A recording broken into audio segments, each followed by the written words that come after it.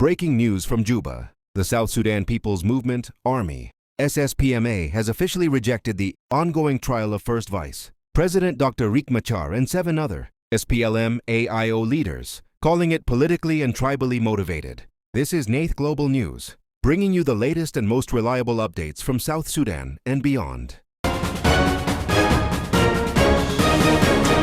In a strong statement, SSPM Chairman General Stephen Buay Rolnyang accused President Salva Kiir's government of using the so-called Nasir Incident as a pretext to persecute Machar, allegedly with support from Uganda, one of the peace guarantors. The group condemned the trial as a violation of the revitalized peace agreement and the transitional constitution, warning it could deepen divisions and push the country toward greater instability.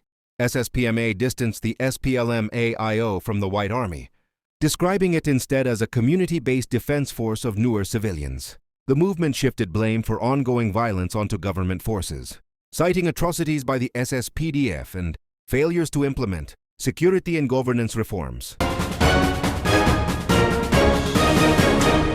They urged the international community to back a technocratic leadership, a new constitutional framework, and free and fair elections, warning that South Sudan is on the path to national collapse.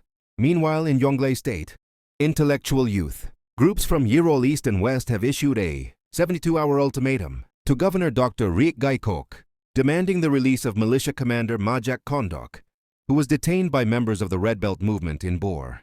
The youth further called on President Kiir to dismiss the governor, accusing him of protecting criminals instead of upholding justice.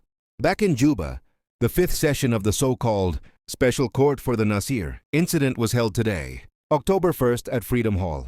Statements of 4 accused were read before the court. Boner Puot Kang Chol, Minister of Petroleum; Mr. Mampaldur, businessman; Generals Gabriel Duop Lam, Deputy Chief of Defense Forces; and Honor Gatwech Lampuch, MP for Nasir constituency. The next hearing is set for October 3rd, when the statement of Dr. Riek Machar himself will be read, followed by remaining accused members. After statements, prosecution evidence will be presented before cross-examination begins.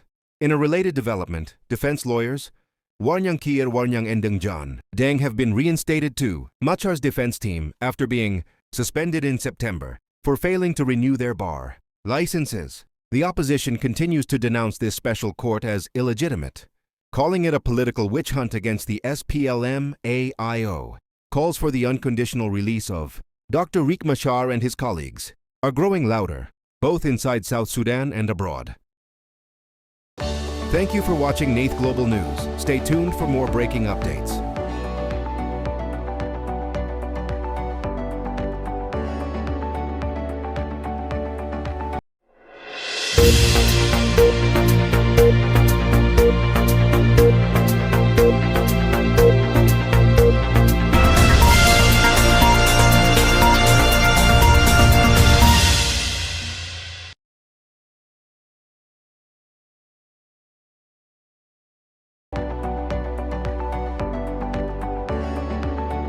Don't forget to subscribe to our channel and hit the notification bell so you never miss our reports.